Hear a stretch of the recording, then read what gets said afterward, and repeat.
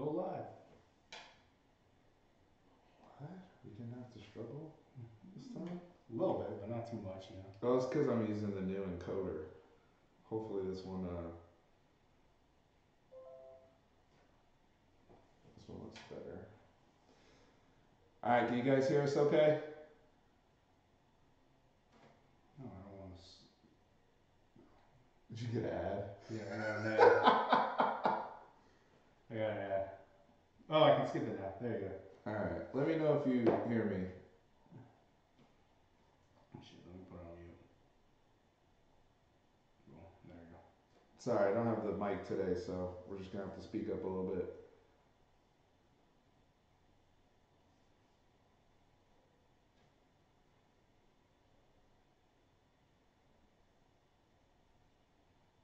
All right, cool. I think we're good.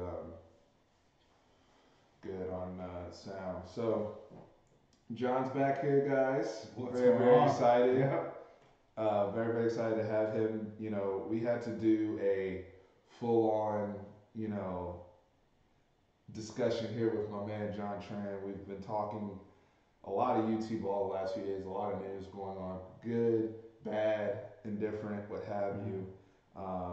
So I think just for all of us in our fan base, I think it's healthy to have these times to talk things out. We're going to discuss other things as they come up in the chat, and I'd love to for anybody to chime in, but just want to kind of kick things off before we get into comments and whatnot. Like I said, we're very, very excited to be here with you guys. So, appreciate the love on the family shirt, Jose. Really appreciate it. 5K coming soon. Absolutely. And I appreciate everybody that's been subscribing to the channel, been sharing it. The presence on social media is getting better. I think we can continue to grow our platform and continue to have that outreach. Whether it's Instagram, which I need to set up here in a couple minutes, whether it's Instagram and Twitter and all these different platforms that we have access to. So let's start getting into it. Jaquindon Jackson. All right, you want to start with the good? Let's first? start with the good. Okay. Let's make everybody feel good. Jaquindon Jackson out of Duncanville, quarterback. Hit the territory that you wanted to hit. Absolutely. For the longest time. We've talked about it for a minute. Well, hey, you go ahead and cover Jaquindon. I'm gonna set up the IG chat real quick. My first impression of him was I saw him do a standing box jump of I think it was 58 inches, and that to me just shows his explosion. Can you explain what that means to the people that? Yeah, that's a 5 foot person just jumping on his head from a static position. I don't know if you guys like in comparison. What's his name? JJ Watt, who is I think 4 or 5 inches taller than him, longer legs, barely hit I think a 60 inch, and at that point it's all about hip flexibility. But he did it with room to spare. It looked like he could probably hit a 63, 64 inch box jump. But to have that kind of explosion as a quarterback, that's just very impressive. Right. And not only that, his size. When I saw he was something like 225 pounds, as a 17-year-old with a 4.6 speed. I mean, it really is a more athletic Sam Ellinger. I know everyone's comparing him to Vince Young. He looks like he has this size to put muscle on without losing his speed or athleticism. And I think it would be a quick and easy transition from him to from Ellinger to him. So let's talk about that. I love your breakdown of the player, and many of us have gotten this. He's been in some high-profile football games. Obviously there are battles with North Shore. I don't know if anybody saw the high school cover. By the way, IG people, we are on here. Appreciate y'all. I'm going to be checking periodically. So I'm trying to sit as close to Tran as possible just so y'all can see us. But going back to what I was saying, your breakdown was really good. I think a lot of people are going to question, like, hey, we now have 2 quarterbacks in this class because we also have Hudson Card from Lake Travis, and obviously Rashawn Johnson as well as Casey Thompson. So full room, and I just wanted to kind of share my thoughts on that because I think this is a good thing. I do too. To load up the quarterback room, especially when you have the transfer portal being what it is, when you have a situation in college football as a whole. You know, when I was on my way here, I was thinking about Clemson and the situation they had going into the season with Trevor Lawrence and what was his name that went to Missouri? The quarterback that they had starting Kelly Bryant. Yeah, so they had him, Kelly Bryant. Kelly Bryant moves on. Mm-hmm. He was a senior. He wants to play one more year, and they're able to transition to Chase Bryce, who they got well enough to play when Trevor Lawrence got hurt. And the reason why I bring this up is because the game when Clemson played Syracuse, Trevor Lawrence got hurt. Yep. And Chase Bryce, they were losing, and Chase Bryce had to come in and not only finish the game but win the game. I mean, he did. The coaches had him in a position well enough to win. He was a third string guy. The whole thing is you got to have guys in there that can play at a high level because Chase Bryce himself was a top quarterback recruit. He just wasn't Trevor Lawrence. So you got to load up the room. Other thing with Quentin Jackson is, and people are already saying here, oh, by the way, Jeffrey, thank you for your contributions. And who else? Oh, Jason Williams. Guys, we appreciate the Super Chat donations. Jeffrey, hopefully everything's going well with you since we've seen you last at the spring game. But going back to my point about the quarterbacks, when you get into that the quarterback room situation, not only is everybody learning from everybody, the level of competition is high. You're going to get good reps. You're going to get good practice from all of our guys. But Quentin Jackson could potentially move to another position. He could be cross-trained. Now, we know he wants to play quarterback. That's a given, right? But, with the room being full, say he gets beat out by Hudson Card or whoever, that's a guy that we can play on defense. A lot of us were excited to see, I hate to bring his name up so early, but a Brew McCoy on defense, right? So just giving yourself options. I think good coaches want to have options with many of these players.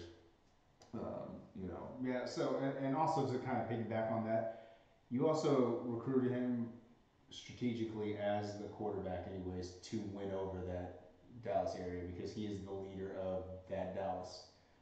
All the top players, they're all reaching out to him. And, even in his recruitment video that he had, he said, hey, I need some send out the bat signal. Yeah. Send out some help. And, yeah, of course, it's going to be... Of course, everyone's thinking it's Chris, but which we probably need on safety. What's up, everybody? 9G, appreciate the love and the waves over there. We see you guys. Yes, sir. But to your point about his ability to potentially recruit others, he's a leader. He's an alpha. He is an alpha, and he's a guy in terms of the intangibles you need from the quarterback position. I see that with this young man. And I see it with not just the ability to be strong in the huddle. I think a lot of guys can do that. But leading the team. He's a guy that's leading that community. The way he talks about Duncanville, the way he talks about the Dallas area and being one of the best players to ever come out of that area, one of the best players in the state of Texas. I think that's something that's very, very important to him. So it's going to be exciting for us to see his development throughout this season. One thing I really liked about him, I know is kind of offhanded that people are overlooking, is when the Brew McCoy stuff was happening, he sent out a tweet that says, when I commit, I'm 100% committed. And, I'm hoping, of course, he's still 17, but I think that was a dig at Brew. I do. That's what he did think it was. I mean, everyone else was throwing in their little jabs. Oh, Mike Valverde. Would you compare him to Dak? It's funny, when I was driving on my way over here, he does remind me a lot of Dak, especially with the intangible stuff. Now, mechanically, he has some of the same issues that Dak has. Now I think he has a great arm, but they're very right now. Now that's a different animal. Great arm, leadership capabilities, similar builds. Only thing is, JJ's a lot faster. JJ's you see a lot of the tape of him just flat out just outrunning people, breaking away. So the potential's there with that. The potential's there with who else? Oh, you saw my what's up, man? How you doing? The potential's there with I've seen some people saying Cam Newton. I've seen some people say Vince Young. But that's he's not 6'5", 6'6", that type of build. So I'm just comparing him to what I see in terms of his athletic build when making those comparisons. Yeah, Caden Denberg, bro. Yeah. Are we lagging? I think we're good. Y'all let us know if I saw somebody saying it's lagging. If it's, I'm showing a good connection on my end, but y'all let us know if you're having any issues. Yeah. Caden Stearns. Hold on, we on? I'm saying people saying this stream stopped. We're on here. Works on this one. Okay, I'm gonna keep going because I don't think it's okay. Somebody said it's live for me. Yeah. For those of you having issues, I'm sorry. So, Ahmad, my man, appreciate you. All right, so what were we going back? Oh, the Caden Stearns thing. So I guess we gotta get into the Bruce stuff. Mm-hmm. I want to start with your opinions because we had some guys kind of rally like a Caden Stearns and a BJ Foster who came out publicly to defend the program after. Yeah, of course, because they felt slighted by a guy that they probably let into their circle for a little bit, and then the guy goes home and he gets homesick. I mean, he still is, I think, 17 years old. The only issue I have with the homesick excuse is that you're a 5-star athlete and you're definitely predicted to go to the NFL. You're not going to be at your home when you're playing with the big boys. So I mean, if you chose a school when you're out there, you said you felt like home when you were there. What changed, type of thing? Was it just because you didn't have mom's home cooking? Is that the only reason? Mm-hmm. But otherwise, we didn't get to see him play, so it's not really that big of a loss to me, to tell you the truth. I mean, it is because he is a 5-star athlete, and I'd love to see him develop, but Sure. you can't lose what you didn't have. Sure. Type of thing. Sure. And I think if there was ever a time for somebody to leave in that manner or do what he did, it was now, Mm-hmm. right? Before we really get vested, before we really get into the components of him battling up the depth chart, passing guys. Because my whole thing with Brew is I don't have an issue with a kid, like you said, being homesick or even sometimes second guessing his decision, right? Like that, these things happen. Uh, Not the same situation, but we just saw a guy from Austin, Levi Jones, who many of us wanted, I think, last recruiting cycle from Westlake, who's already left USC to go to NC State of all places, Mm-hmm. right? So like these things happen in a very short period of time. Now, where I will say with Brew is there's got to be consequences, even when you're young, Mm-hmm. even when you're a kid. You understand that there's consequences when you do something that affects other people, right? And him doing that, you're taking a scholarship from somebody else. Yep. USC and Texas, that affected both of us, right? I know many of us on social media have been getting into a back and forth with a lot of USC fans. I engaged with a couple of them on Twitter. I'm sure many of you guys did, whether it was Twitter, whether it was Instagram, whether it was YouTube, what have you. But it affected both programs, and that's on Brew, and that's why I said they got to move very carefully. I think moving forward for him, I want him to be successful because I do like the guy from what I've seen. I don't know him personally. Yeah. I think what would best fit him is sitting out this season. And I'm not saying that to be salty. I think that would benefit him. I do think that he is going to sit out this season. I mean, there's no way you can transfer with twice in 4 months and not sit out a year. I mean, especially if people who are transferring who have medical issues within their family are having to sit out a year. I mean, this absolutely should. Just because you're homesick, that's not an excuse to transfer. Yeah. And I also believe for him, I truly believe that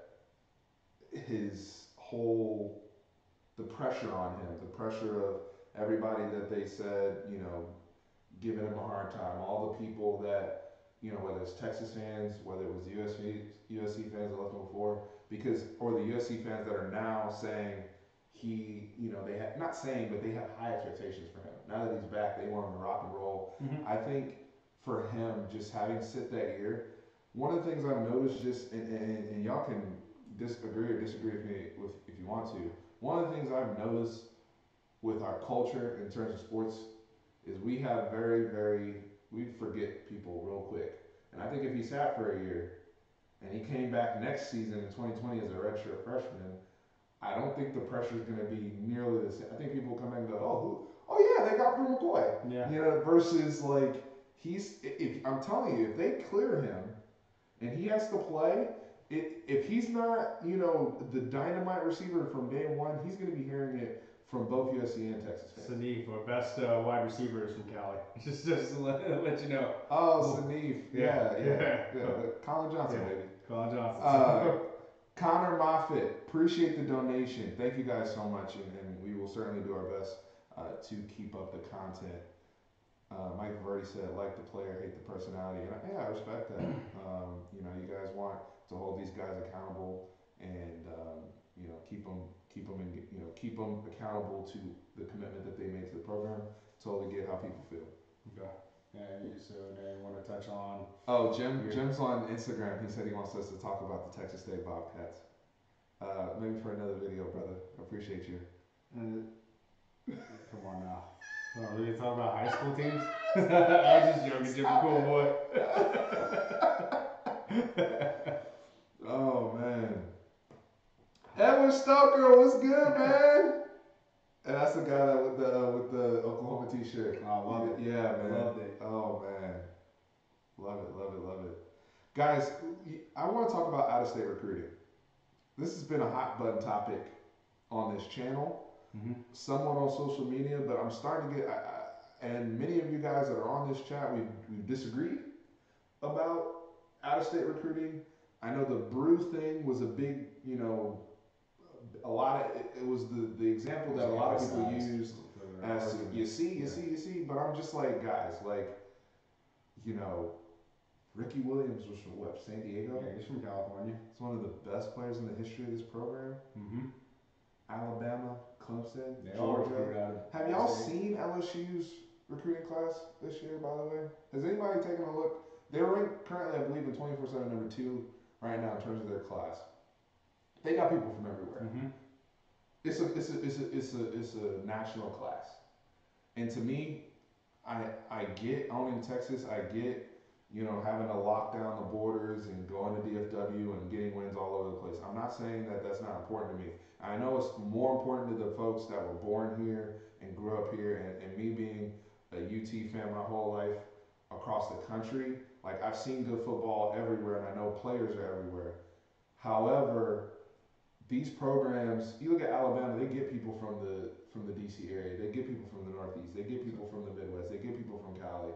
We need a perfect mixture, honestly. We need to pick and choose who we want from Texas, hopefully the best, hopefully the top prospects, and then try to win over all the big time prospects out. Because there's, like what we've said on this channel before, is there's athletes everywhere. And you get those athletes on campus and you mesh them with our athletes, hopefully it builds a championship team. I see you on here, DB. Say it louder for the people in the back. He said in all caps, Texas needs to recruit out of state to win championships, period. You know, look, when you go and every year they have the top 10 players, right, in the country and all these ones. Do you realize there's certain schools that are consistently on everybody's school of interest list? It's always like Texas needs to be one of those schools. Right now, we're not. We're on some of them. We're on Ringo's list. We're not on Zachary Evans' list. Like, but let's be real. Like, all these big ass offensive linemen that come from the state of Georgia, you telling me we can't get on the list? On the list, Tran? We should be. Alabama on everybody's list. Why aren't we thinking ourselves in that manner? Possibly because we barely beat Georgia. Oh gosh, don't get me started with that. Don't get me started with that. Oh, Sanif said get them Arizona boys. Hey, I saw Bijan Robinson is one. Yeah, man. I think he's supposed to announce his top soon, pretty soon. So Bijan Robinson is actually a little bit bigger than Zach Evans. Really excited about the potential of him being on board. And I think right now, one of the rally cries you're going to see from these kids, and you started to see it with Jaquinta Jackson, is with this Bruce stuff, he may have awakened a sleeping giant in terms of like this hey, we are a lot. Hey, this Mm-hmm. program ain't for everybody, but I'm cut for that cloth. I'll be a Texas Longhorn. I'll put on for Texas. I'll represent the burnt orange. Mm-hmm. I think you're gonna see a more boisterous attitude from everyone. I hope it Players lit in a the fire. program. I hope it lit I a think fire. you did. I mean, you see it with when you have people like Caden Stearns, who Tom Herman said himself, when Caden Stearns speaks, it means something. BJ Foster starting to get to that level as well, right? Like Those these Angleton younger all guys. talk crap though. Yeah. All they yeah, do is talk.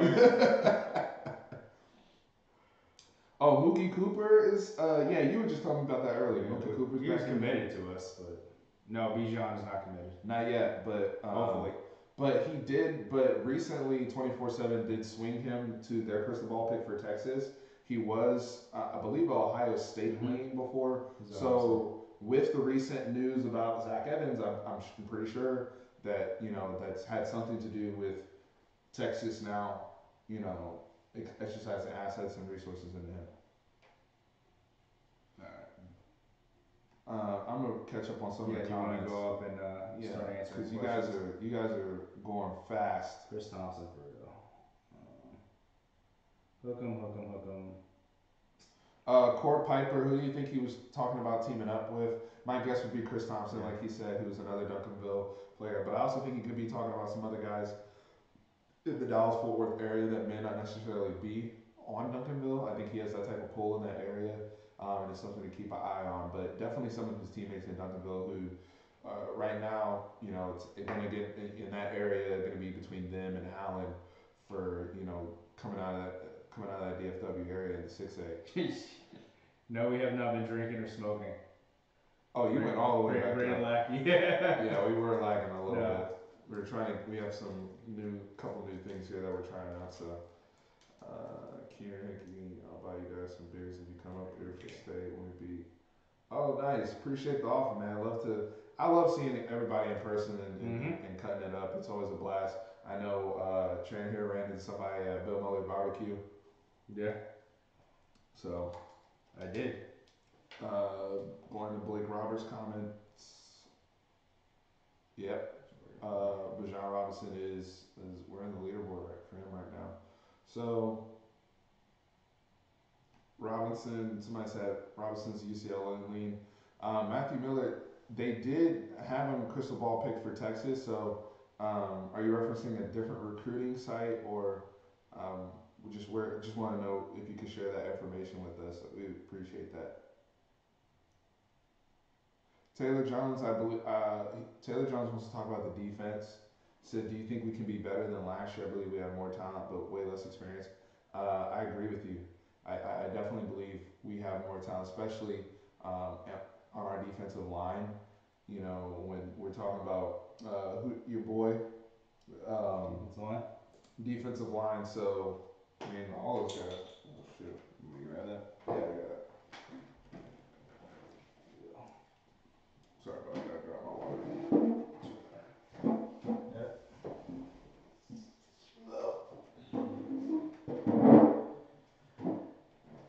Which defensive line member were you looking for? No, the whole group is going to be better, I feel like. I feel like it's going to be deeper. I don't know if talent-wise they're going to be technically better, but I think we will be able, especially in Big 12 play, I think we're going to be a lot better because we are going to be deeper. So we can actually throw out different lines and everything like that. Yeah, here, Alex was the person who I met. Oh, okay, gotcha. Yeah, Malcolm Roach. I'm really expecting Malcolm Roach to have a breakout season in all Big 12. Maybe you can say healthy. I believe that. Yeah, all Big 12 performer and a leader. Alex King, I agree with you. What is your argument against out of state recruiting? There is none. I have no. I mean, you try to get the best athletes out here. I mean, I want to win, and I know that this coaching staff wants to win. Yeah. So you got to get the best talent. Yeah, I mean, but going back to the defense, Keandre Coburn, Taylor, absolutely in the middle. Gerald Wilbine, then my man coming from outside linebacker, who I love, Joseph Osai. I think he'll have a breakout season this year. Joseph Osai. I told y'all in one of the last chats, He's going to lead the team in sacks this year. Brett Doyle, we appreciate the donation, man. We'll try to keep it up. Really appreciate it. Thank you. Oh, my voice just cracked. The faith in Ransom. Somebody sent me something on Ransom today. He's trending towards Texas. And I believe his announcement is. Somebody correct me. Isn't Ransom's announcement coming tomorrow, or is that this week? Somebody chime in on that. Linebackers this upcoming season is an issue in my opinion. I do think with the recent transfers, obviously Caleb we had come in late in the spring, and then what was the other guy's name that we recently brought in? Jawan Mitchell. Mm-hmm. I think it was Jawan Mitchell that we brought in from JUCO. The JUCO. Yeah. Because I told everybody I felt like we needed to go. Evans is still considering Texas. Did he change the list? Oh, top 5 for Ransom. Okay. Yeah, I didn't think you changed the list. Okay. Big UNC fan wanted to know how much you guys think Mac Brown will impact the program both this season and in the future. Mac is a very good CEO. So if he does proper hiring for his D coordinator and his offensive coordinator, who are those guys? Let me look that up. I don't know. I just know that they got. I know he has Dre Bly. Yeah, and dude who always said that the station was lit. What's his name? His son used to play for Texas. I can't think of his name right now. Hold on, I'm getting the coaching staff for UNC, but keep talking about Mac. Yeah, but I do think I think if he gets the proper team in place, he is very hands off because he's been out of the game for so long. So don't expect. Oh, yeah, Tim Brewster. That's who I'm talking about. Tim Brewster. Mm-hmm. Yeah, but I think that if he gets the right people in place, he'll. I'm not gonna say you're gonna overthrow Clemson or maybe even Florida State wasn't that good this year. So, but I'm not gonna say you're gonna overthrow Clemson, but. You may have a couple 7-8 win seasons. I wouldn't be too far off in calling that. So he has Phil Longo, who is the coordinator. He used to be at Ole Miss when they had all those guys over there the last couple of years. So that's a good. I think that's a good hire based upon what we saw from Ole Miss's offense the last few years, especially with all the guys they just sent to the league. However. Like you said with Mac, it's going to come down to players, recruiting, motivation. He's never going to be X and O's guys. We will see what he learned though. For all those years in the booth, I always think that guys can learn some. When they go off and leave coaching. I actually saw that with Urban Meyer, even though I know you hate him. I'm not a fan of Urban Meyer at all. And he's going to be the next head coach at USC. Oh, until another scandal breaks, and then he fakes another illness, and then he's just a terrible person. I'm sorry. He's not a good person. Lathan dropped his top 5 today. That's what they were saying. Mike, are you talking when you say Jones is going to kill it this year? Are you talking about Brandon Jones? I know I didn't finish Taylor's point on the defense. But the safety's obviously what we have. I think we do spend a lot of time and we get excited about the recruiting aspect and guys that we want to see in the burnt orange. But we're not talking enough about the guys that are already here. Mm-hmm.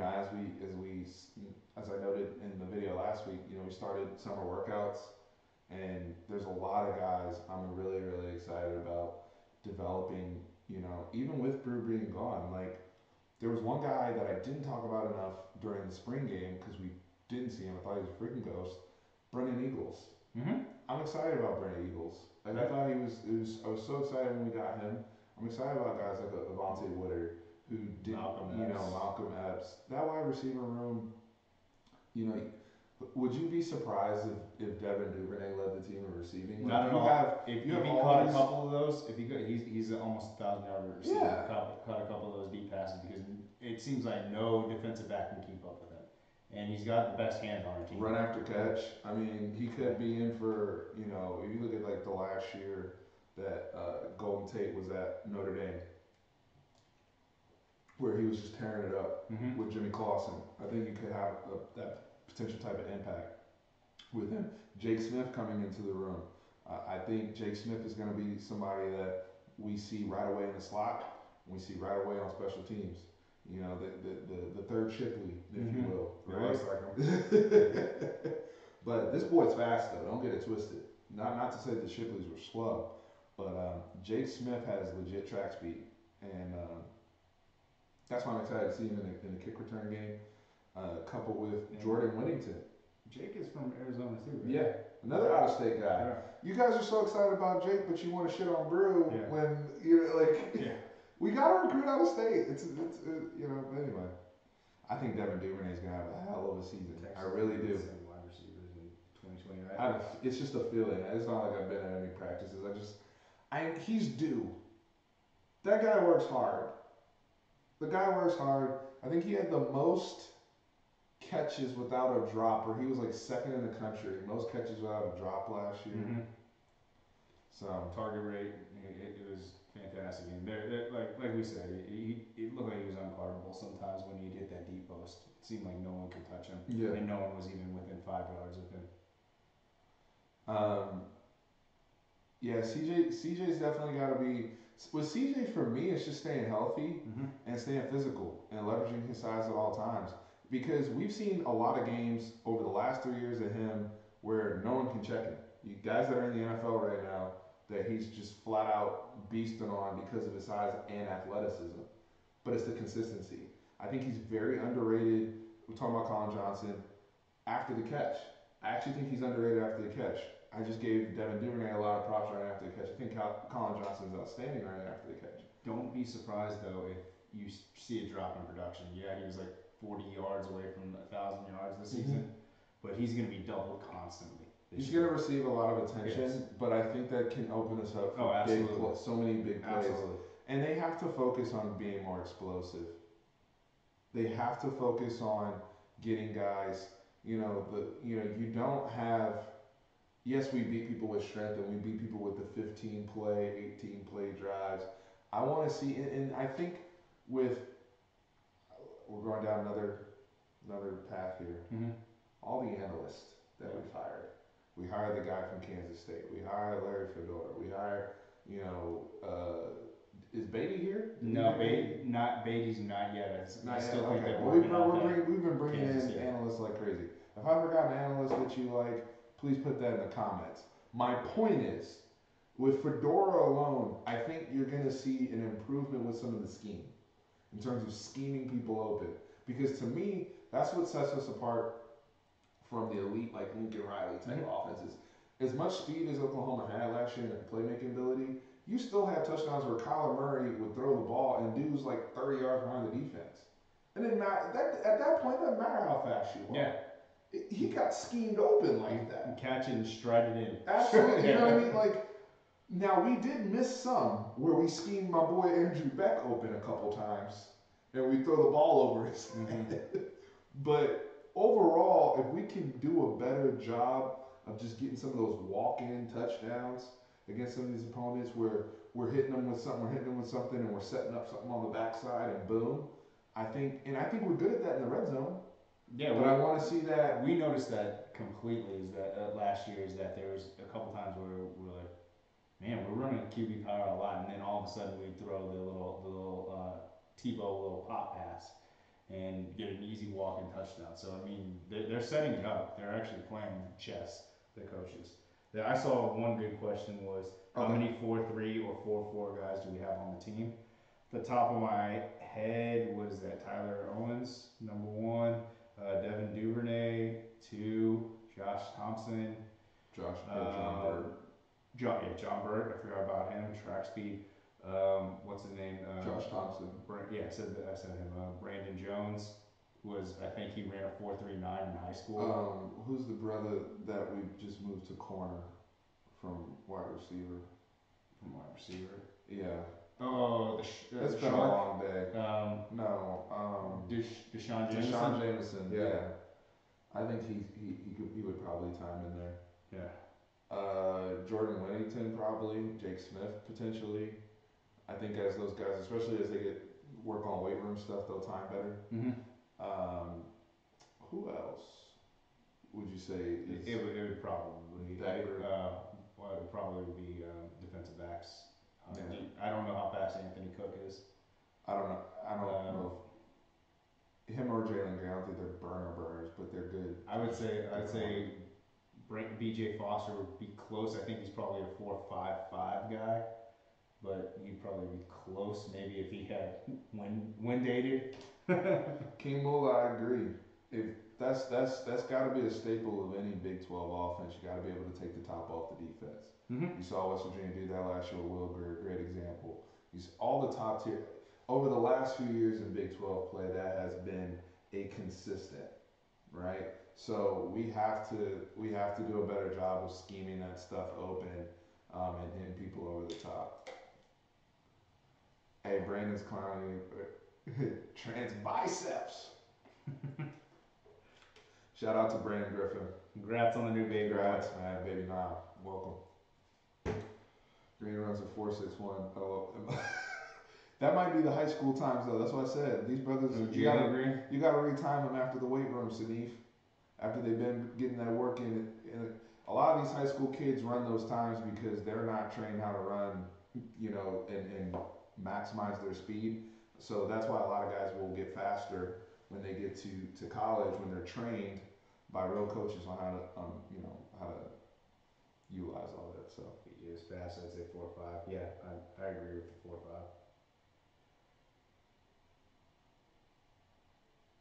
I'm gonna go back a little bit. I want to make sure we thought. Josh Moore has to put on weight. I agree, DB. Joshua Moore's gonna be our starting slot receiver against Louisiana Tech. Just to make that clear for everybody.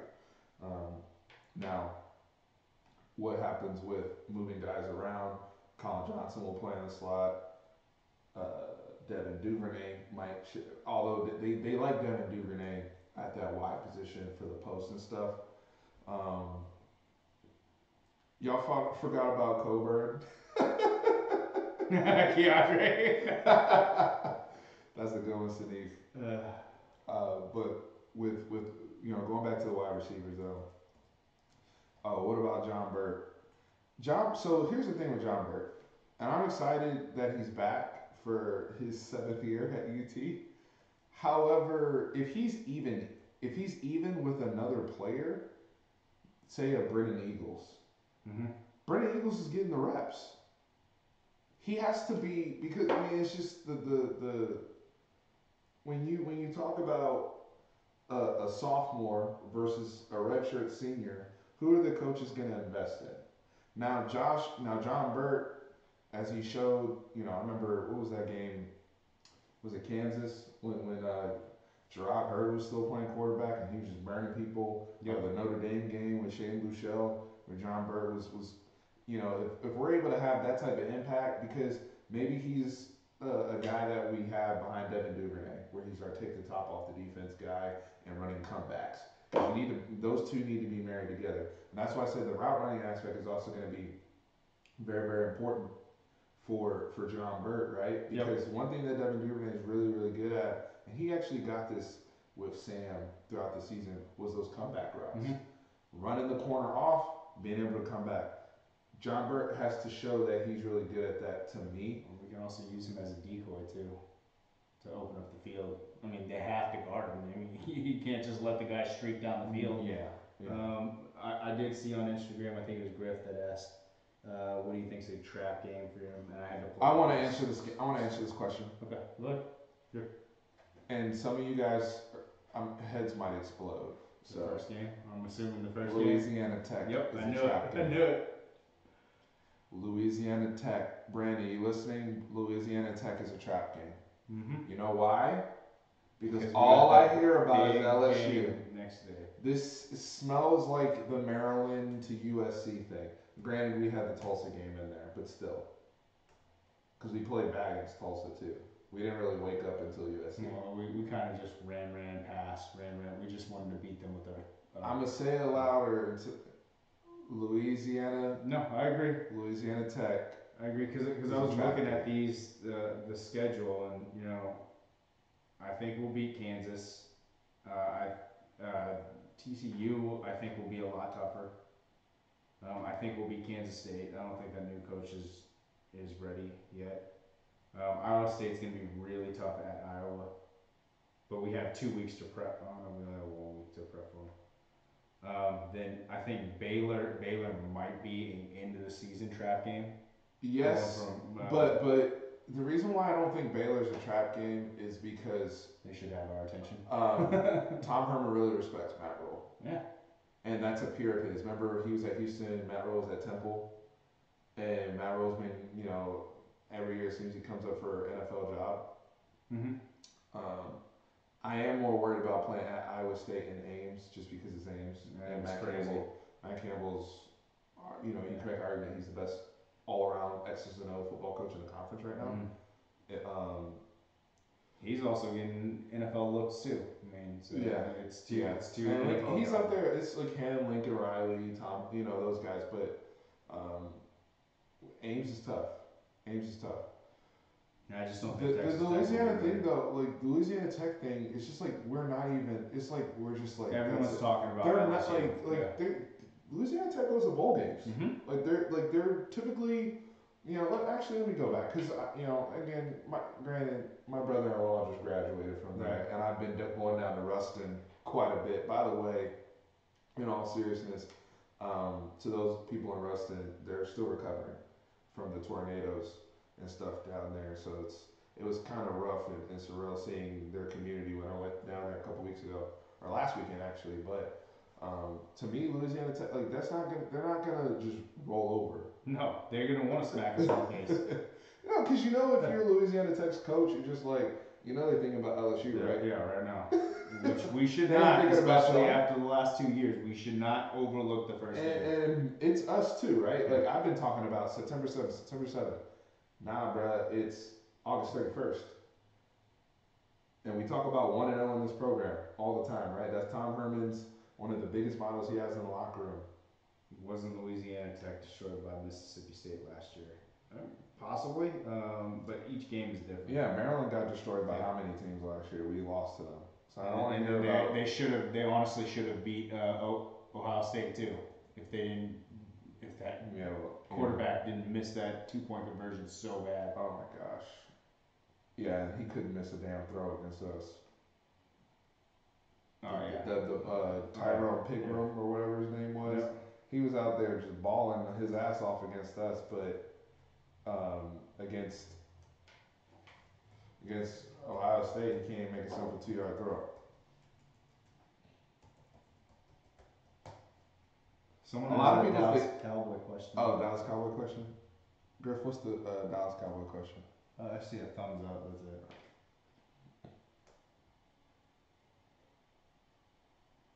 Lamar said, tough defense, great secondary. Obviously, they just lost Jalen Ferguson in the draft, so they have guys that are getting drafted. But offensively, they shouldn't be an issue. I think they had a kind of open offense. Could y'all imagine if we had gotten Rondell Moore? Would we have used him correctly? That's the question, yeah. Would we have used him in a manner, I think part of the reason why he went to Purdue, yes, was to stay close to home, but also because he knew right away they were gonna they kind of built that offense around Rondell Moore, right? So now, granted, a lot of the things that Rondell Moore, they thought they could get that out of Deshaun Jameson, but his home really should be defense. Now we go on to Jordan Whittington as well as Jake Smith. Those are going to be the two guys you look for in terms of how Rondell Moore potentially would have been used here. I mean, we can. But it's opportunities. Yeah, we can sit and harp on it, but honestly, I'd rather have a win by committee than just have one star player, honestly. And if you have multiple people contributing, it looks better. It looks better, and it also helps with recruiting as well. Moore beat Ohio State. Hold on, Connor Williams is getting thick, man. Y'all saw the fishing pictures when they were on the boat trip. You so happy sent that to me. Yeah, man. Connor Williams. He needed. I'm not worried about him, man. Y'all forgot that playoff game he held up just fine against the Rams and Aaron Donald. He only got beat on like a couple plays. He And he was really the end of the season. Rookie. He's a Yeah, but you know how we are as Cowboys fans. We don't give anybody any room to get good. Like it's right away. It's like, you know, everybody's like, you think Connor McGovern's gonna take his job? No, I think Connor McGovern is insurance for Travis Frederick. We're just assuming that Travis Frederick's gonna come back from a very very serious condition and just be okay, which I think is unrealistic. He's also insurance for La'el Collins and what happens over there as well. Almost 40% of your football team is quarterback. UT has that quarterback. They will win all of their games. I hope so. I hope that math works. I want to David. Shout out to David Lee, man. Appreciate you seeing you in here in the chat. I want to answer the question: do we need a number one running back who can build momentum, or stick with the combo? Ingram, Jordan Whittington, Johnson, and Danny Young. Well, I honestly think that Ingram, if needed, can tote the rock. He can be a number one. However, you want to keep.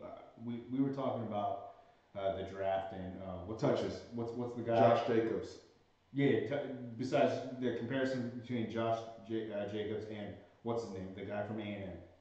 Travion Williams. Travion Williams dropped really far in the draft, and he was the number one rusher in the SEC, the almighty SEC. Mm-hmm. But Josh Jacobs was tested well, so there were like it's all on wear and tear. And you know, I want to keep these guys healthy and refreshed, essentially throughout the season, because one game may have to take over if someone's feeling a little nicked up. But you know, we just need a committee. It doesn't matter. We need a committee, and I don't know if you agree with me in that. I think so. My thoughts on it are, I think this group has the potential to be something similar to what the Saints had last year with Ingram and Kamara, where Mark Ingram is, you know, they're first off, they're able to do everything: running, catching, blocking. Right? I need Ingram and Whittington to be able to do both, and Whittington showed me a lot in that spring game. You know, dealing with adversity in terms of, you know, the physicality and stuff, because it is different going from the position he was playing in high school to just full-time running back. With that being said, I look at Jordan Whittington to be the guy that you use, you know, somewhere between 12 to 18 touches a game, trying to get him in space, trying to get him those explosive, because with Jordan Whittington, yes, it will be about how many touches does he get, but it's more about how many explosive plays does he have. How many explosive play opportunities are you creating for them, and what's our percentage hit rate on those opportunities? As you guys saw in the spring game, we had a wheel route opportunity, Jordan Whittington, where he was able to break free. I forgot who was with him in coverage. I think it was Joseph Osai, if I'm not mistaken. And he didn't make the catch. Yeah. Those are the type of plays that somebody that's a converted wide receiver and playing multiple positions, I want to see him make those plays because he's a good enough athlete to do it. Keontae Ingram, we saw him catch a ball on wheel routes. We saw him catch balls all over the place. Kind of what we were hoping for from Tonio Carter at one point, right? So, but the thing with Ingram is, I think he will get enough touches to get there. There have been some injury concerns with him. He looks bigger, stronger, and faster this offseason. And because to David's point, I think there is something real with getting into rhythm. But I think there's enough meat on the bone to utilize both those guys. I think there's and you're talking about quarterback run game too, right? Still talking about what Sam Ehlinger gives you in the run game. I think there's going to be opportunities for Casey Thompson. We definitely need to ease off on that a little bit for just health reasons throughout the season. I don't want to see him nicked up like he got last season. I know, but I know it's our most successful play. But it's also our bread and butter, and it sets up our offense. I don't know a Tom Herman coached offense where he shied away from quarterback run. Greg Ward, all three Ohio State quarterbacks. No, I get that. And they got hurt. J.T. Barrett got hurt. Braxton Miller got hurt. He didn't care. They were still running quarterback power with Cardell Jones. Yeah, Cardell Jones is 850 pounds. So he doesn't care. He's like, all right, just fall forward. I think the only person he didn't really, maybe was the Rice quarterback that he had. But everywhere he's gone, that's just been a staple of that. which is why look at all their quarterbacks are recruiting. Everybody's a Big runner. and athletic. Yep. The guy JJ's a runner. Hudson Card's a runner. He's playing wide receiver. Who's that guy that's the Casey number Thompson. one? Who's Rashawn Johnson's a number runner. one for the 2021 class? Stone. Oh, 2020. Yeah, 2021. Yeah. He's got both. Yeah. But still, like all those guys can move is the point, right? That was something that they struggled with when Shane Bouchel had to play. Because it's like, damn, we can't do any of this stuff when he's in the game, right? So that's just their identity. Now, again, I think with the additional analyst, like having the Larry Fedora just being in the room, will help with them. Hey, we can shy away from this by mixing this in schematically, right? To help take that pressure off. But that's still a bread and butter play. Who do you trust? Oklahoma fourth quarter. Who do you want to see with the ball? 3rd and 2 going into the end zone. You want Sam Ehlinger with the ball. Yes. But Am also, I wrong? No, absolutely. You're right. Especially if it's a rivalry game like that, and it's or hopefully it's the Big 12 championship, and yeah, all bets are off at that point. You know, if it's that late in the season and you're going for a championship, yes, you want to do that. But I'm not talking about like Rice. I don't want to see him take hits against Rice and things like that. Look at his head. Said, do you think we'll see Rashawn Johnson anytime this year? No, I hope so. Oh, No, not Rashawn. I'm thinking of Casey? Yes, the backup. I'm hoping we we start both of them. If we're really blowing people out, I hope you we get do. the 4 games. Yeah. Why not? I did like this one. Okay. Oh, I know that. What podcast does everyone listen to? I like the Rodcast. Oh yeah, Rodcast, Longhorn Blitz. Mm-hmm. I've listened to the Orange Bloods podcast a few times. Mm-hmm. Yeah, that's pretty good. I like catch them and when they had Anwar and all those guys. I mean, all of the Horns talk. I mean, Longhorns stuff is good. I mean, luckily we live here in Austin where we have access to our local sports talk radio, and they talk a lot of Texas. And it's our professional team. Yeah, we don't have one. It's our professional team. Been very blessed to start to get to talk with Rod a little bit and get to know him and kind of get some tricks of the trade from some of those guys at the Horn on what we're doing here. So podcast wise, Longhorn Bliss is outstanding. Those guys do. I think between him and is it Jeff? I can't. Somebody. He's 24/7. Jeff Howe. Jeff Howe. Yep. Jeff Howe. Yeah, him and Jeff Howe do. And Fanatic Perspective. Amen. I do want to see Casey Thompson. I want to see Casey Thompson. Sometimes even they mix him in, just to get that opportunity to, build up some reps. As he gets to, build up his profile as a young player. Do you want to touch on this? And he said, I don't think D. Young is a quality back. That's your boy, so you talk to him first about Daniel Young. So he's being sarcastic when he says this is my boy. I do think he's a quality back. However, I think he's got lost in the shuffle. I think he had a couple fumbles, and that's the biggest no-no in that room. I think he was the only one who had that, who had a fumble. I think besides I think Sam had one, but and the young buck didn't fumble. He toted the rock tough and was breaking. He showed some great ball security. Yeah. Great ball security. I think he's running into the same issue that Chris Warren ran into, and that's he's running too high, and people are getting a lot of film on him, and he's easy to tackle in that regard. He's a big back, and if he runs behind his pads, very few even linebackers are going to be able to tackle him one-on-one, or he'll fall forward. So I just hope he gets a couple reps where he can get some confidence. And because I think he can be a good running back. We saw him in the Missouri game, and he played very well. I think he had two receiving touchdowns on wheel routes. So, yeah, I don't think he's not a quality running back. I think he just lost a lot of confidence after the fumbles. I think sometimes it's as simple as that. And when he had a really good freshman year, and he had a good bowl game, and he was running hard, and I think the threat of Keontae Ingram coming into the room, I think Trey Watson coming in and him just getting, outplayed or beat out for reps by better guys, I think that affected him. But overall, I do think he can help us in short yardage if the coaches like Deshaun Drayton can trust him again. I think it's going to be really big for Damian, or else he may not finish it out in the program here because that. Now there's always a place he plays running back. Mm-hmm. People get hurt at that position all the time, so I don't want to just rag on the guy because he does have potential and he did show it. Like I just said, his freshman year, but we've got to see more from him. And it starts with trust. It starts with protecting the football. Jody asks, who's y'all's pet cats? I like that question. So one of mine is, gotta think a little bit. One of mine is Derek Kerstetter. I don't think he gets talked about enough. Mm-hmm.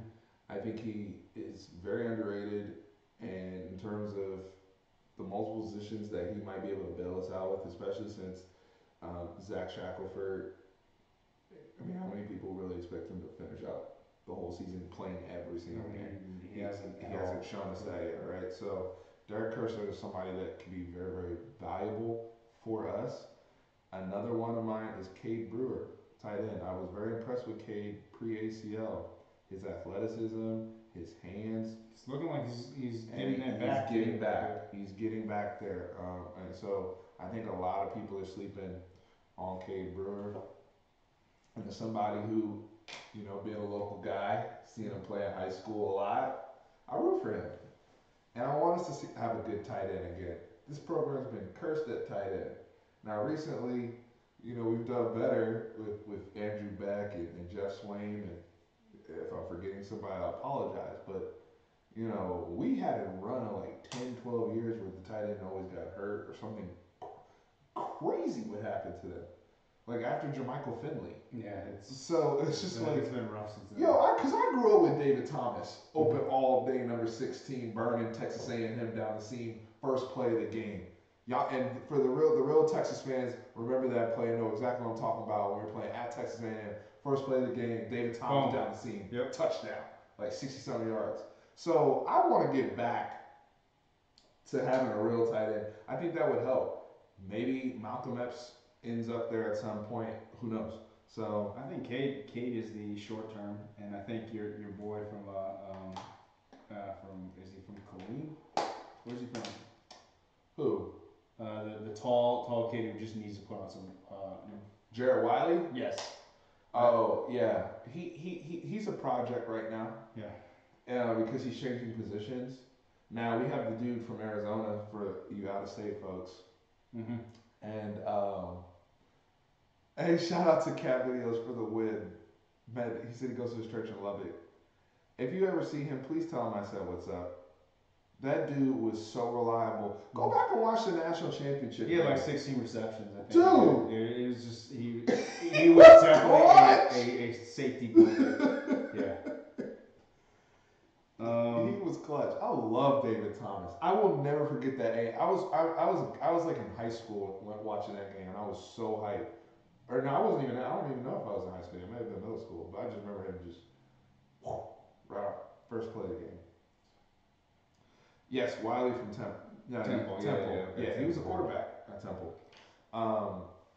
He didn't have the best spring game. No, he's struggling out there. He's tiny. But he's tall. He's tall and lanky, but he's definitely looks like he'll get pushed back if he's trying to be in pass. But Braden is it Liebrock or Liebrook? Yeah, the guy from Arizona.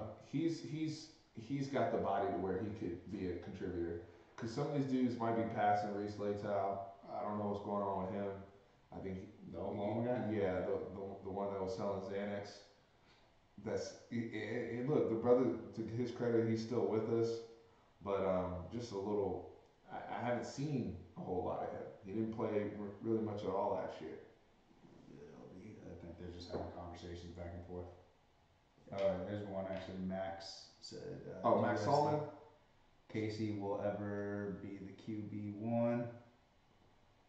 When Sam leaves, can't really read it. Sorry. Yeah. Quindon and Card both will be sophomores. It's so hard to predict that because we don't know. We don't know how quickly some of these guys are going to develop when they get in the program.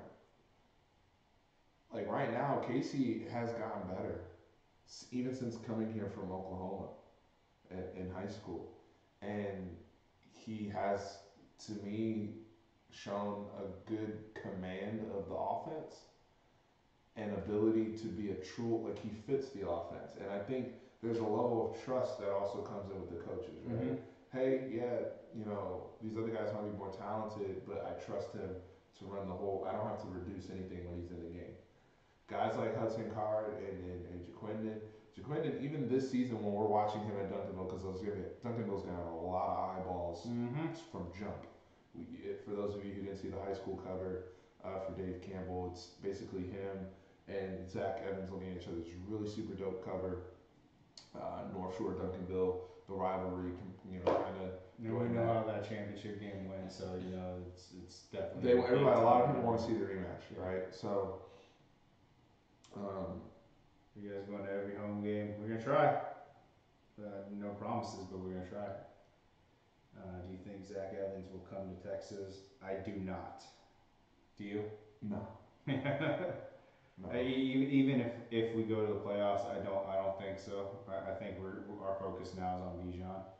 I think either for Zach Evans, I think it's either going to be Alabama or Georgia. And I think we saw the writing on the wall too, because we started around the time he was about to pick his. You saw a whole bunch of running backs visiting, and I think we're extending visiting offers. Yeah, and it's gonna be like that's how coaches move, man. Yeah. I mean, hey, you let us know, we got to move on to another kid, and once we get that, secure that commitment, and especially with it's gotten even more competitive with early signing period as well. What's our average points per game this year with this high level group? I don't know if 35, because I think if we get a lead, we try to protect the lead as much as possible, and we just run the ball and try to play clock control. Mm-hmm. So I would say 31, maybe 30, 31, not 35. Do you think 35 is too high for this team? I think they should be shooting for minimum 35. Hmm. If you want, I mean, again. I mean, what did we average last year? In my opinion. 2018, Texas.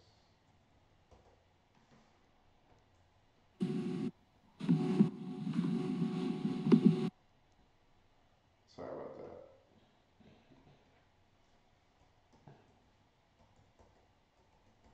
Oh, sorry about the audio, Mark. I don't have my, I'm trying to work on that for you guys if it's an issue.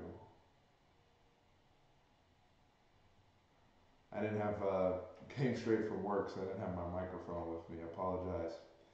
Was not ready for battle today. Coaching mistake on my end. IG, good night, guys. I think we're going to end the, actually, I can just start up.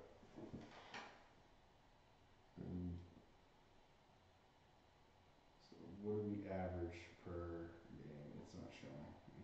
I'm going to start the IG thing again.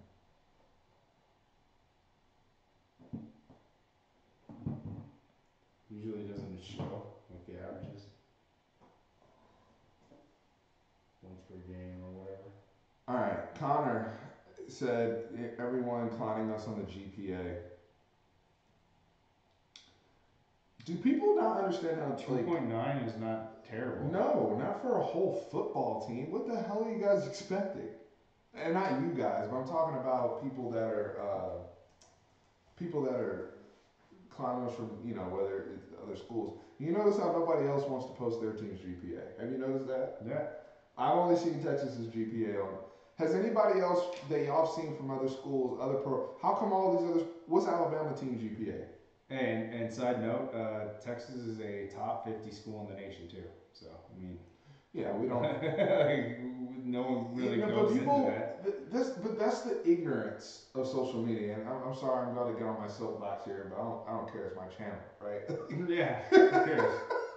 Like you have these people jumping on here that don't know what the hell they're talking about. Yeah, They've done no research. You don't know, like when you're gonna clown somebody about, hey man, it's just because it's the perception that it looks low.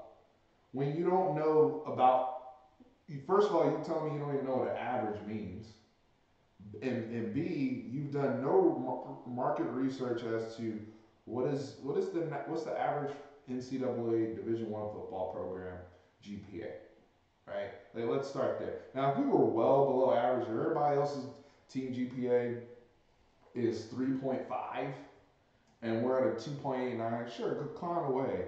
But that was definitely not the case. I'm sorry, that bothered me. You can clown us about the Bruce stuff, even though Texas has no room to be. I don't think Texas should be embarrassed at all. That's not our problem. If somebody else had an issue and you know had some got homesick, that I don't understand how that's a Texas thing. yeah, it's an individual.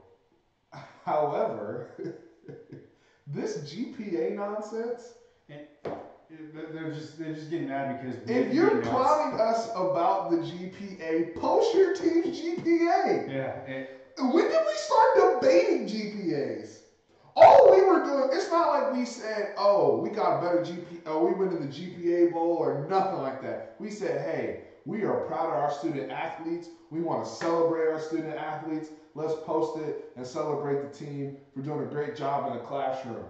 The brother that came, what was his name? Marcus Tillman Jr. I saw him post his big deal, man. He's an early enrollee. Mm-hmm. It's his first semester away from home, first semester in college, and he posted that he got a 3.4 GPA. I liked it. Yeah. On Twitter. Good for you, man. Yes. I like the fact that he was like, man, I'm handling my business in the classroom. And I'm proud of him. He should be. But we're over here clowning kids' GPA.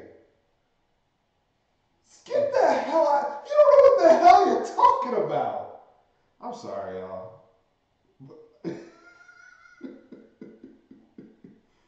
My goodness.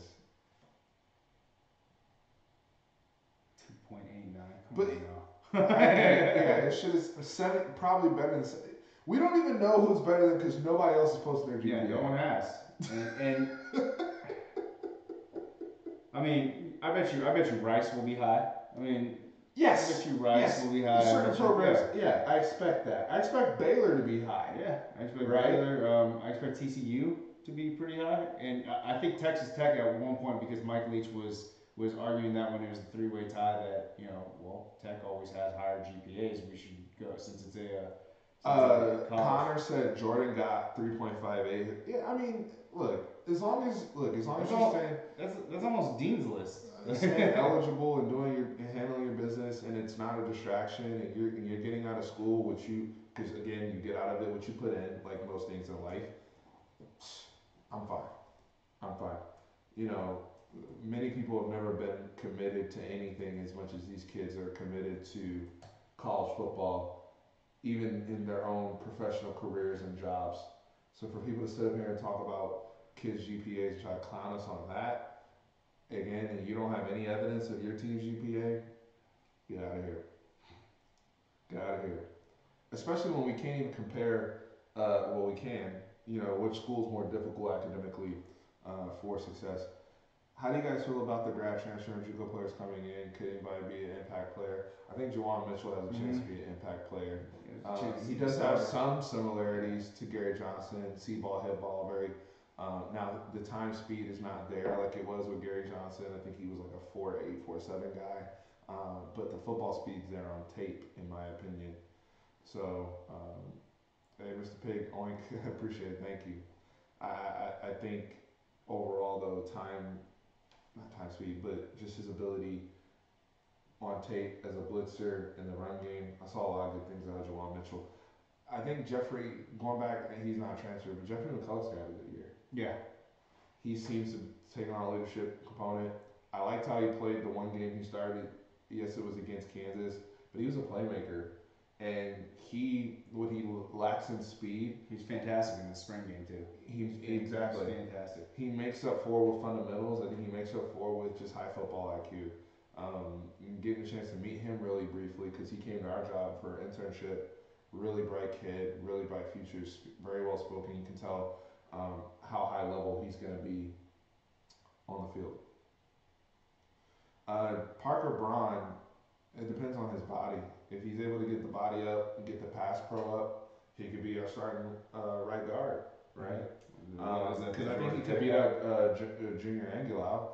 But the thing with the Georgia Tech, because he's two-time All ACC. The thing with him is, I think there's still a possibility, and somebody does anybody know how Parker Braun looks right now?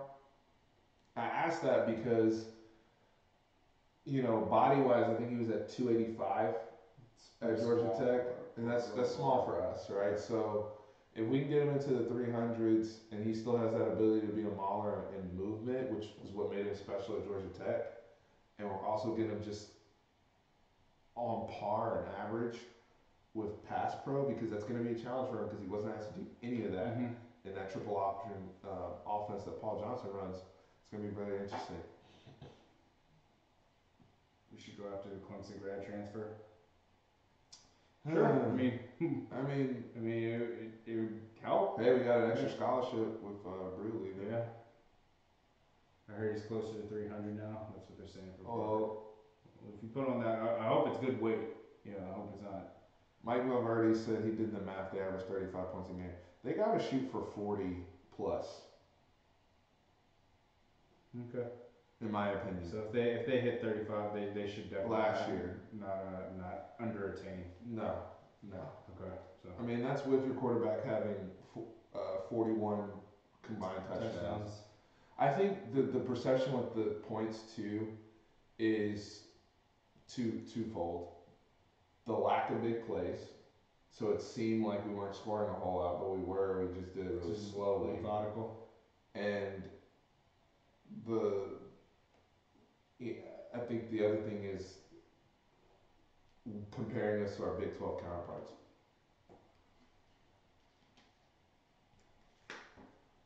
What do we got on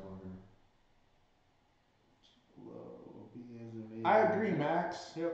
I agree. Max said that's just below a B average, which is amazing for a group of football players that some of them may not even be qualified for the school. I agree. We should be celebrating these kids. Instead, people want to come on here and be negative and clown. It's ridiculous. What time are we on right now? So just want to make sure we get everything in before we wrap up. The total time? Oh no, it's just 9:22. Okay, so we can go for a few more minutes. Yeah, if you don't mind. But the problem that is scored against teams, we gave up a lot to Tech. Yeah. So we need to shore up our defense. We need to play with a sense of urgency of getting not just one stop a game. We need to get like 3 or 4 stops a game and continue with our pretty good offense last year. Pretty efficient offense. Didn't their running back enter the portal? Was it DeLeon Ward or somebody? I think one of those brothers from Texas Tech entered the portal, man. Can you look that up? I could have swore I saw something from Texas Tech that one of those running backs entered the portal. And I just was like, whoa. And I think he was like their leading rusher or something. Who's going to step up at linebacker? We talked about Ward, you're right. He's in there. Yep. I knew I wasn't tripping. Okay. Houston? He hasn't found a spot yet? So, to answer the, thanks for confirming. I appreciate that, guys. I mentioned Joseph Osai. We talked about Juwan Miller. We talked about Jeffrey McCulloch. Deli's another guy who I thought played very well in the spring game. So overall, I think linebackers. I don't think that position is great. I don't think it needs to be great, especially when you're factoring in the people we're going to be dropping down in the box at safety in our dime package, lightning package. Tran, you see your boy Ringo tweet. The second we got Jackson. Yeah, he. Well, it's no hidden fact that Keeley likes Texas. I mean, he's flown here. I know his mom gets him free flights. Taquan Graham. Yeah, but he's visited Texas 6 times. I mean, he loves Austin. He retweeted. I feel like we're gonna be a top three or top 5 team for him. He retweeted Quentin when he committed. Yeah, that's what they were saying. It was, the second we got, he retweeted that with the eyes. Yeah, I see you. Hey, the Andrew Jones dunk video was extremely impressive. I was actually impressed. Forget the cancer scare and everything. That was a crazy athletic dunk just for anybody. So, if Texas basketball, who they made a amazing hire with the guy from Michigan, who was kind of like their defensive coordinator. Texas basketball might be back on their way. We'll see. Or else Shaka's going to be up out of there. So we'll see. You won a national championship though. Knock it off. Knock it off. Earl Overshow and be playing. I think he should gain a little bit of weight and be outside linebacker. He was already a big safety to me. But I think if he gains, he's still wanting to play safety though. Yeah, I know. But he's not going to crack the starting lineup unless an injury happens. Knock on wood, nothing happens. But he's not going to overtake Caden Stearns, and he's not going to overtake Brandon Jones either. I mean, we've possibly got the 2 best safeties in the nation. Arguably, yeah. we could give a good argument about. Ringo is definitely George is definitely the team to beat for him. I agree on that. Yeah, Ringo is my favorite prospect as well. Who said that George is the team? I'm saying that Connor Moffitt said that too. Okay. No, I agree with that. Tyler Owens is going to be somebody that a lot of us are going to want to see right off the bat. Where he stands, just obviously with the ranking, with the track season that he just had, losing one of the fastest people we've ever seen in the world. All that, being factored in. That Matthew Bowling kid is fast as shit. Yeah. He's quick. I ain't gonna lie. He's pretty fast. But when you look at, the kids that we have there in that safety room, led by Brandon Jones and Caden Stearns, the only thing we worry about is the health with those guys. All those guys' health is a concern. Bruce signs your mini helmet. I'm sorry about that, Mark. Could be worth some money. Who knows? He still might ball out. I know. That might definitely be worth some money in a few days. I agree with that, Taylor Jones. I think you're talking about Overshawn, using him like Jason Hall. That's actually a position where they played B.J. Foster a lot last year, and we saw him have success, and you saw him in the bowl game. Yeah. So that's something that we'll have to see continue. Now, I think B.J. Foster they're working him at nickel a lot in competition with Josh Thompson, seeing where Deshaun Jameson ends up, if he's on the outside or inside, or how they use him as well. And he also might be our best outside blitz package too. BJ? Yeah, he might be. He's the most established right now, for sure. Jalen Hurts not scared me one little bit. I mean, he's played in a couple national championship games. I don't think he's as good as Kyler Murray. Nowhere near. He said, if Lincoln turns Jalen to a Heisman, I'll call the police. Hey, Tyler Owens is going to be... I don't think Tyler Owens is going to be a linebacker, though. I think he might be a safety. it's going to be similar, though, close. I think with the close to the box stuff. Mhm. Make sure average. Okay, they're talking about the 46 is our best linebacker. I think he's our best pass rusher. I expect a uptick. Yeah, Joseph Osai. Now, again, I expect Malcolm Roach to be our best defensive lineman. Mhm. Have a great year. I expect Taquan Graham to hold down the other side. And then we have a lot of good, talented supplemental pieces. Eventually, Keandre Coburn. Yeah, I was gonna say. Eventually, Everyone's forgetting about him. Yeah, eventually. But I think He's 1 year out. You think? I'm not gonna even say 1 year out. I think it's just gonna I think it could be as soon as the LSU game. Might It's click just, might click with him. 'Cause Like, hey, I'm bigger yeah, and it's just stronger the than reps. everyone. But he's got to get those reps against other guys to really get going. I feel like to Keandre Coburn is as talent. Listen to what I'm saying. Talented as any defensive lineman we've had probably since Malcolm Brown. I agree with that. And I think of it in one play in the Georgia game where he showed effort. I mean, he was beaten on the play and he ran and I think he made a shoestring tackle. And you don't really see that from a D tackle. A guy who's 330 pounds make that run and make a tackle on someone like that in open field. Speaking of Owens will hurt some people on special teams. Probably. Yeah. Um, He might get a couple penalties. So cat videos for the win. Do you think Casey will ever start? I mean, we were talking about it a little bit earlier, but again, it's a trust thing, development. Where do these guys that come in? It's really hard to tell because I expect Sam Ellinger to come back for 2020. So you're really talking about trying to make a guesstimation on where we're going to be 2 seasons from now, essentially. So it's really, really tough. Are all these guys going to stay at Texas? No. Probably not. No. I mean, that's the case with any program, even Alabama. So I don't know if Casey Thompson sticks around for 2 more seasons to be behind Sam Ellinger, barring injuries. But I think he likes it here. I think that's obvious with him coming back. And he knows he's 1 play away from being QB1 at Texas.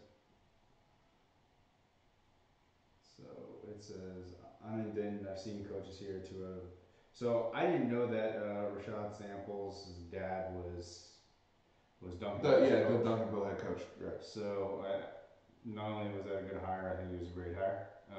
Yes, DFW is a huge priority for us. It's obvious. There's a lot of talent over there. It's a hotbed. I think we did a whole video a couple months ago in regards to this. So I mean, it's a must that we win more than we lose right now in the DFW area. I want to talk about DFW in particular.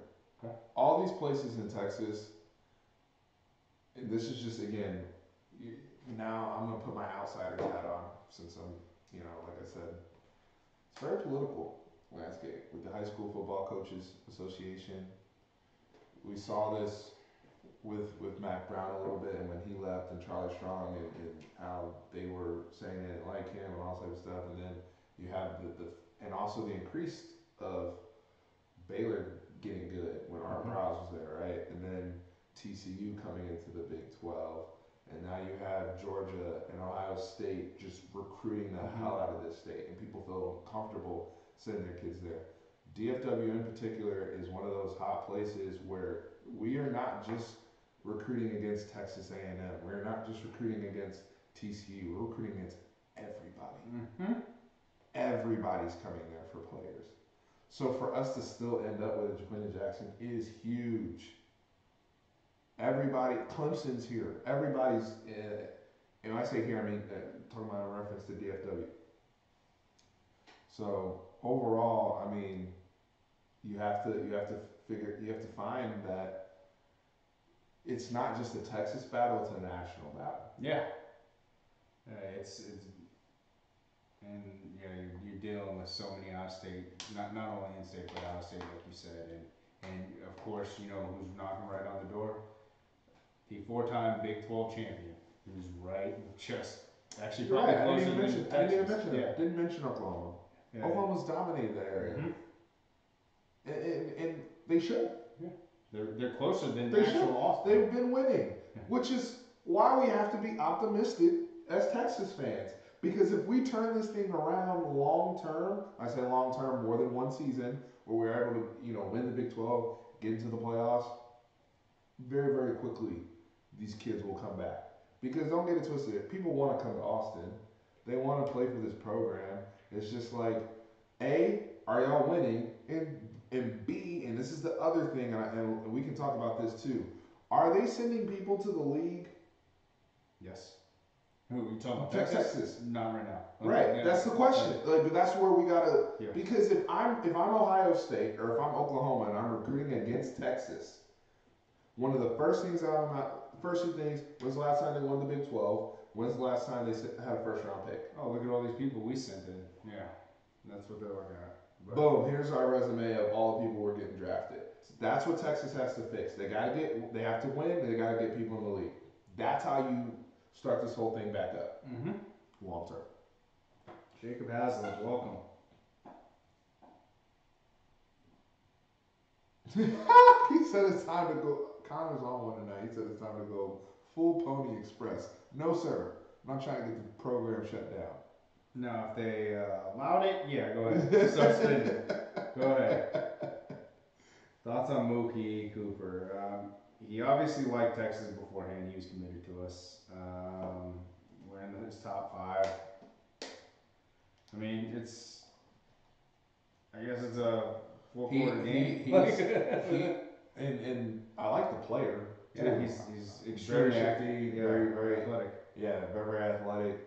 A guy that I think can play any of the wide receiver positions. I've seen him all over. He's another guy you use on jet sweeps, special teams. Very similar to like what we just recruited in Jake Smith. So, you want more of those guys in your program. We haven't had enough of them recently. Yep. So, more speed, marrying them with these quarterbacks that we're landing, it could be a beautiful marriage. And look, we haven't talked about this enough. I'm excited for the offensive line and what Herb Hand is doing in that room. I'm excited for the offensive line recruiting that's been going on. We've actually three really big. Yeah, 3, and there's some more guys. After the number 1, right? Is it Majors or what's it? Jake Majors. Jake Majors, yeah. I think he's it might be someone else actually, but there's one other one who's like top 2 in Texas that we're going after, and he actually has us pretty high on in Texas. Y'all chime in with the other offensive linemen we might be forgetting. Even signing Tyler Johnson this class, that was huge. He's probably our highest ranked guy overall. So I think that's also going to help with the running backs, with the quarterbacks having being able to complete those bigger throws. So the offensive line overall, I'm actually very, very excited. I'm excited. That's what we were saying that in the spring game. It was very generic and vanilla. We didn't see any pulling or anything like that. Let's go. Gold Coast Vlogs. Appreciate it. Thank you for the donation. Really appreciate it. Thank you. What was that one that I saw? Do you think losing Brew and Zach Evans will affect future recruits? I think if we win, I think we're good. We're going to be in good shape. Do you agree? Winning cures all, honestly. Winning cures all. It does. Winning cures all. It makes everyone happy. It shows that we're continuing on the constant uprising of Texas, and it shows the worth that the coaching staff has. Chad Lindbergh, thank you, Blake. That's it. Yep. Thank you. Thank you. I think we have. And he was in the picture. So they had like the super team, the Super Friends picture with all the linemen and their parents, and I think he was in that photo. But those are the type of guys we need to, be winning on. That will help. Then you go and show that to a Bijan Robinson in Arizona. It's like, dude, look at this. Hey, with your athleticism, we have. I think that's how we got Ricky Williams. Ricky said he was choosing between, I think it was LSU and Texas, and then he saw how big the offensive linemen were at Texas, and he said I'm coming here. I want to talk about the again, just reminders and covered earlier. Louisiana Tech is a trap game. Mm-hmm. Just for all you. That We need right to come there. ready to play. That right there will tell me a lot for LSU. We need to come ready. Because okay, before I even get to LSU, that will tell me a lot for the season. Because I know they're gonna come with it for LSU. I don't think anybody has a doubt about that. Yeah, in terms Tom of, Herman is. I'm not saying guaranteed win or anything like that, but we know that they're going to be buttoned up. They're going to be prepared. They're going to have something that LSU hasn't seen, and they're just like they did when they took USC to double overtime, and then the year later they beat the crap out of USC. All the big games last year, like they brought it when they had to. Where I'm coming from with Louisiana Tech is you cannot fall asleep at the wheel this year. Like they did the first half of Oklahoma State, where you just like we lost the West Virginia game, yes, but that was an opponent, and I still stand by what I did. I felt like our teams were even, and they beat us on a great play. But the Maryland game, looking back at it, y'all were not prepared. Nope. You were not prepared. Nope. You started the game poorly, then you didn't finish, and we didn't even that team that played, we didn't even play like that the rest of the year. So the Louisiana Tech thing, yes, you come out and maul them. It tells me, okay, they're locked in. You need to beat them by at least 14 points at least. Getting to the LSU thing. So I think the LSU game is huge. I just said all that about Louisiana Tech, but the LSU game, September 7th, going to 5,000 subscribers. Hook 'em. 5,000. 5,000. 5,000. I'm speaking it. Yes. And I receive it. The LSU game. A lot of people have been coming on this channel, have been getting on Twitter, and y'all know who they are because y'all are in the trenches with me fighting these folks, these SEC people that claim that their Georgia game was either a fluke. Mm-hmm. They don't care about bowl games. Do you think that's play us during the season? Board material right now in the locker room? I mean, I just think the whole SEC narrative is board material. Yeah. I mean, I do nobody uses bulletin board stuff like Tom Herman. I don't think he's gonna have a problem with that. Just like you heard with the USC stuff. No matter who or any big opponent, if we were playing Ohio State, you'd hear stuff. But the LSU thing, because I've seen Georgia people coming in saying, "Oh, y'all about to get cranked by LSU." Really, bro? But the thing is so funny to me how Georgia didn't care after the game, but before the game, they were the ones talking on Twitter. Mm-hmm. They were the ones whining and complaining about not being in the sugar or not being in the playoffs. Right. So Connor De La Rosa said nervous about Louisiana Tech. We never come out game one sharp. 2 years we've started 0-1. Tom Herman. I think that's a big deal for him. Year 3, I gotta be 1-0 to start. Mm-hmm. So that's big, very, very big deal.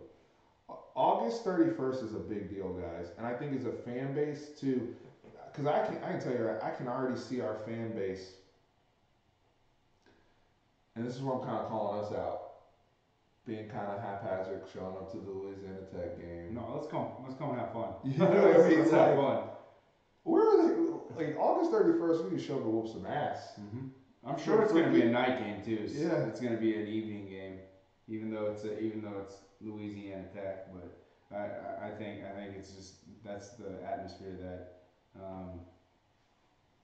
Del Conte wants, is that he wants more evening night games to have people ready and there on time. agreed. LSU, the president. Thanks for the compliment, Mark. Appreciate it, man. I love these family shirts.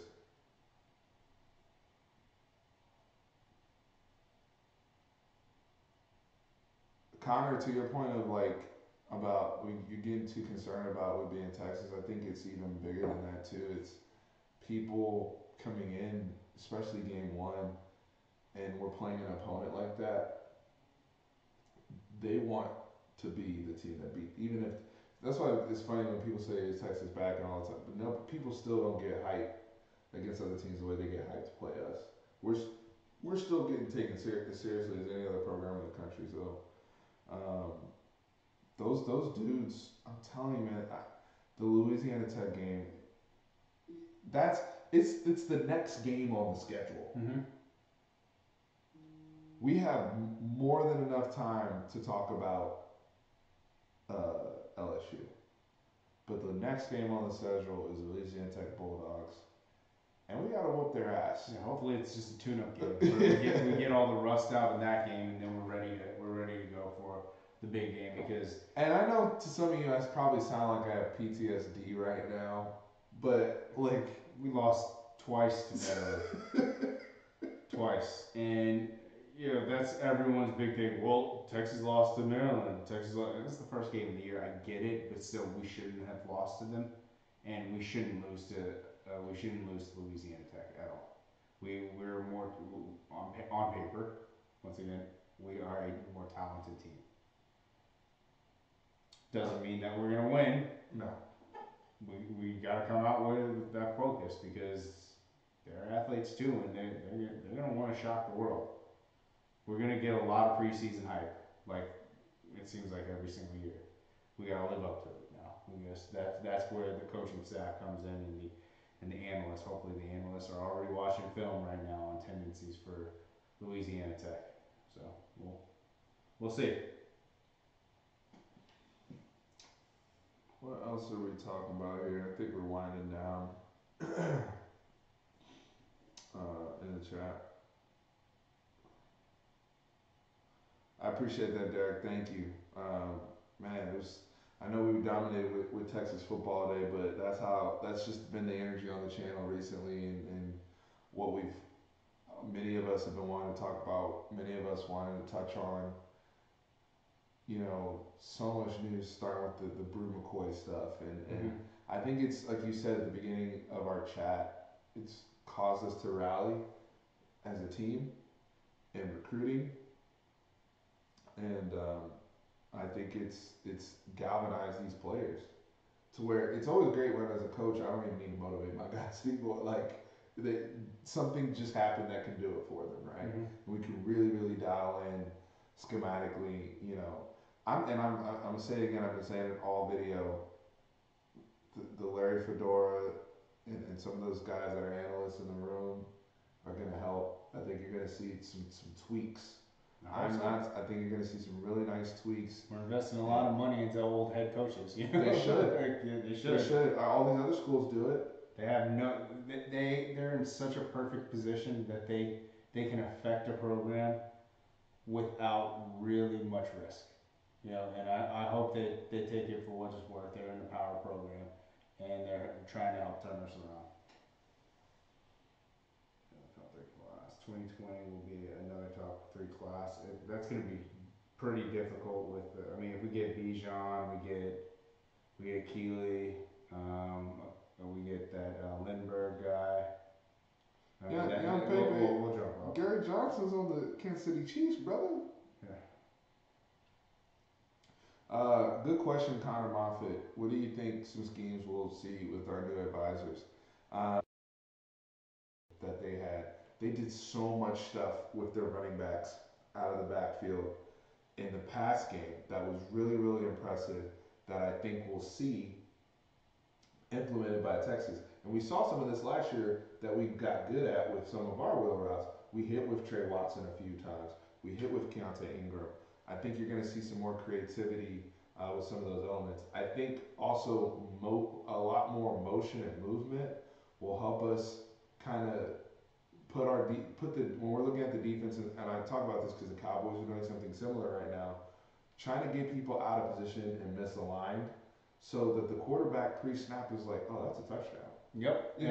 That's what I was going to say. I think that's the biggest change you're going to see. I think you're going to see Sam be a lot more reactive and understand what the defense is throwing at him a lot better. And attacking the defense. I think our formations are going to kind of be the same. I think they're going to be similar, but he's going to see. Oh, look, they're cloud covering Colin, Josh Moore or Jordan Whittington. I could slip out and we'll get a 15-yard on a wheel route, or we'll see K Brewer just over the middle for a quick 7 yards, just to keep moving the sticks. And that's the level and we haven't talked enough about Sam Ehlinger, right? And obviously he was on the cover of Dave Campbell Football. What an honor for him tremendous young man. Mm-hmm. So, like I said, He's the on leader we Instagram, want. That's my quarterback. that's my QB1, baby. Yeah. That's my QB1. And when you look at what he's going to be implementing, from the analyst perspective, but what Sam will continue to build on in his development as a quarterback. Other thing that Sam's got to be thinking about in the back of his mind, and I'm not throwing this out there in terms of him leaving or whatever, but putting together his resume to be an NFL quarterback. Yep. He's got to show some more things, and I think he has the potential to do it. But he has to show he can hit those deep balls consistently, being a quick decision maker, adjusting things, having more responsibility himself at the line of scrimmage, going from not just identifying the defense, but attacking the defense. I think that's going to be really, really key for Sam Ellinger. Physically, he's got it. I think he just needs to understand defensive schemes a little bit more, where he can react to it, as opposed to have someone in his ear react for him. Mike Valverde, to answer your question, Big 12 championship. Bottom line, we came up short. I'm not going to say anything beyond that because I don't think on paper I can really. And win first game. And win the first game. Win the first game. I don't think I can realistically say that this is a team that's going to go undefeated, unless Sam Ellinger goes to like Vince Young 2.0 or even Colt McCoy 2008. With this offensive line, though, I can see him just have just an even better season. Yes, but undefeated is different because undefeated means that you won even when you had a bad week. Because nobody goes undefeated and has a good week every single week. All 12 weeks. You know what I'm saying? Like there's gonna be a week in there. Like I remember, as great as the Miami Hurricanes were, that 2001 Miami Hurricanes team that was just loaded, and they ended up beating the dog shit out of Nebraska in the national championship. They had a game where they were going to lose to Boston College, and like Ed Reed did something crazy and housed the interception at the last second to win the game, right? I guess Boston College team that wasn't that great that year, right? So there's just a week where you're just a lot of it comes like Clemson. Clemson. Did anybody watch the Clemson Syracuse game? I referenced that earlier. Trevor Lawrence gets knocked out. Chase Bryce is in the game. He has no idea what's going on. They figured out how to win. Yeah. That's something we have to do, right? Like from a Texas perspective, if we want to go undefeated, it's really, really hard to do that and be dominant throughout the year. The only time I've seen that really is like 95 Nebraska, where it just curb stomped everybody. Yeah. So, that's something we have to be mindful of. Do you think Sam will be in the Heisman running? Yes. Will he win the Heisman? We can say that for another video. If he stays healthy, yes. He could win the Heisman. I think he'll be going to New York. I think he will. I just, he said it can't be a Purdue Ohio State type loss. Yeah, where they lose by like 20. Well, the sad but that's a good example, though. That's a good example. Ohio State had a bad night. Yeah, and I love Tom Herman, but he's notorious for having that one like what the hell. Even Houston. Loss. Yeah, what really he lost to this team? UConn when they were at Houston, they go up to UConn and lost. Now Navy is a different thing because they run that triple option stuff, and it's like Oklahoma last year, the Army game. Yeah. Army took them to overtime. Like, how do you rebound from those games? Like that. The thing is, if Texas was really gonna make that leap last year, they would have figured out how to get themselves out of that Maryland game, even though they didn't have their juice. You see what I'm saying? So that's what I'm looking for. This team learning is them learning from those mistakes and learning how to get out of those games. That's where veteran leadership comes in from the guys, the playmakers, and even on the defensive side of the ball. I know we're missing a lot of experience and whatnot, but all those guys in the back end, now the corners know, but the back end guys have played. Malcolm Roach has played. That veteran leadership to make sure they show them how to win. Appreciate everybody that's come through on IG. I just want to say, everyone's like turning on the same. We've been on the same bandwagon even his freshman year. Just side note. Man, Sam hasn't always been. Everyone's like, oh no, Shane should be starting. I'm like, we used to get a lot of Shane. Sam, and we'd always say Sam has. You gotta let him has a little he's a freshman. We were like, he's a couple months ago. He was a senior prom. Now, you gotta live with those interceptions. Steve's gonna get back on his soapbox real quick. This is what annoys me, and I'm on Twitter. I'm on here. I'm. It's great. It's a great platform most of the time. But sometimes you have people, and this isn't just Twitter. It's just social media, period, and the microwave mentality within fans in general. We don't allow people to develop. Everybody gotta be Patrick Mahomes, right? Mm-hmm. Like we want to see you good, right off the bat, right? Even though Patrick Mahomes sat for a year, but in terms of like as soon as he got to play, like he's amazing, right? And this is my frustration as a Cowboys fan with Dak Prescott, and like I'm so confused as to like people are questioning why we should pay him or we should get another quarterback, and I'm like, hold on, he's won almost 67% of his games. He has one of the best touchdown-interception ratios in his first year as a starter. He's 25 years old. Mm-hmm. He's won 2 division titles. Let's trade this and try to rebuild. Let's trade and try to rebuild. So let me get this straight. Sam Ellinger, played like a warrior his freshman year. Didn't have a whole lot to work with. Fought through injuries. Fought through all this type of stuff. And he's a finished product. You're done with him. He can't develop. I mean, just look at the first game he had. His first game he's thrown into action was USC. If he didn't fumble on the goal line, which he did fumble, he's trying to make a play. You can't really blame a young freshman kid on that. We win that game.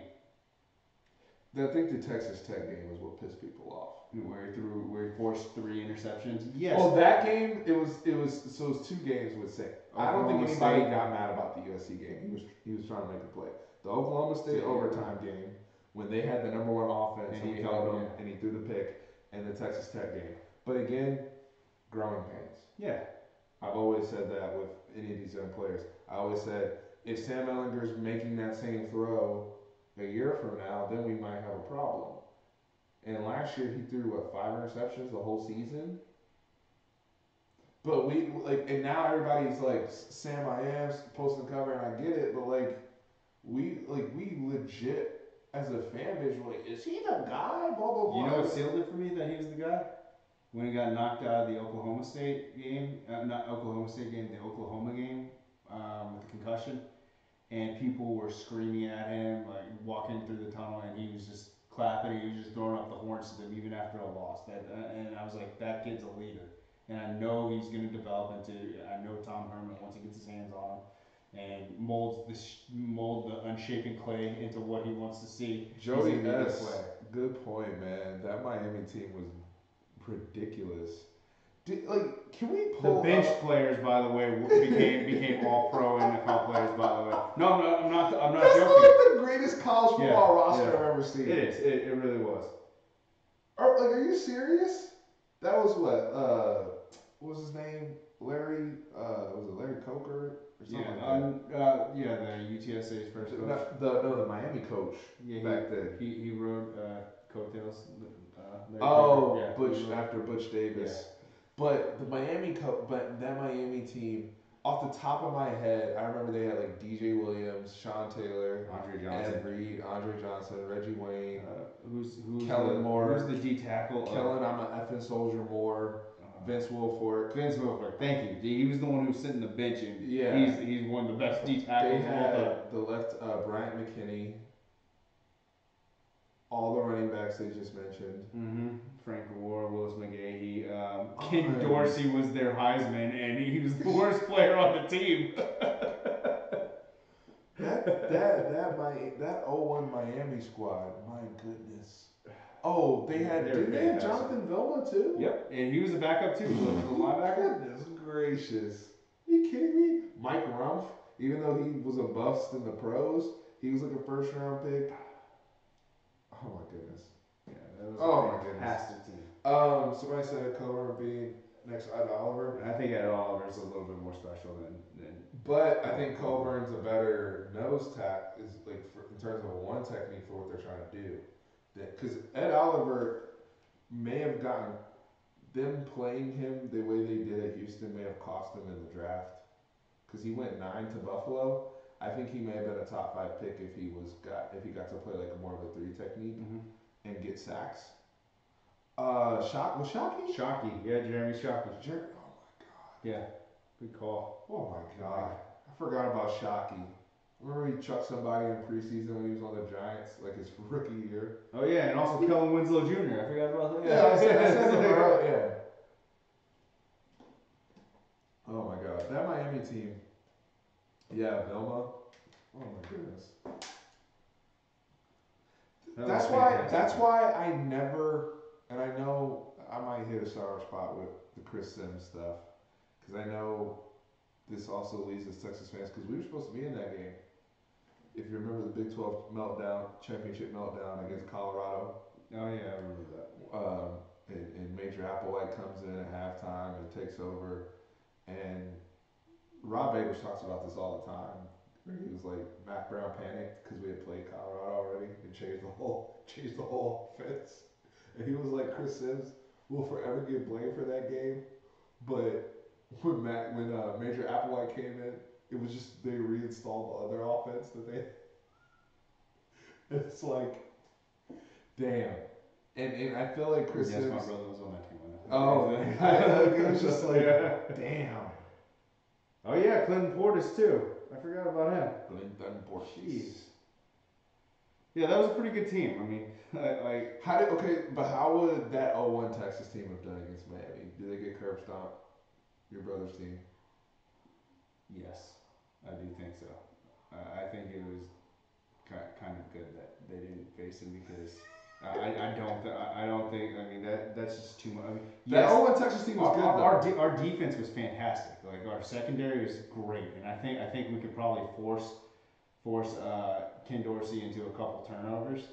But I just don't know if our offense is up to par with their defense. I think it's Vincent 4 months over. I hope he gets it together. I hope he gets it together, man. I mean, I don't know if that's a joke or if it's legit. By 4 months sober today, I don't know. Team is loaded. Who's your favorite breakout intern this fiscal? God, get some sleep. Jacob Hubbard. Sure. He's a Jacob. LJ went to the pros, man. I agree. Well, guys, I got to get up pretty early in the morning, so I got to wrap this up. I agree, Matthew Miller. I think 0-1 Miami actually would beat our 0-5 team. That's the only team I would ever say that would beat that Vincent team. Unless we had the same refs that blew that pass interference call. Maybe. The Ohio State one? Yeah. That was bad.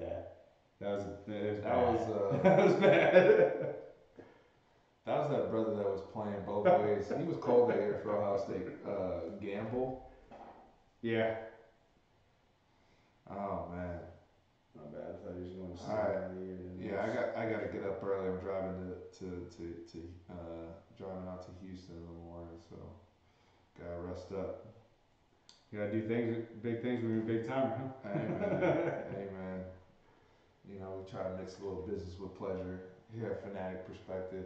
I appreciate everybody coming out tonight, and I know Tuesday it's work night and everything, but it was so much that we had to get off our chest. I had to get John back on here. It's been too long since we had spoke, about UT and just covering everything. Mm-hmm. So really wanted to get after it with you guys, talk some ball. And who was Miami's QB? Is Cowboys. Corey Gamble. Yep, that was the two-way guy. I remember him. Yep, the comments still rolling in. You guys, please make sure you're following us on social media accounts. Trying to really, like I said, grow that platform. It's one of the biggest ways we can get recognized and continue to grow this platform. Those, obviously, many of us, all of us, are very, very passionate about Texas and this program.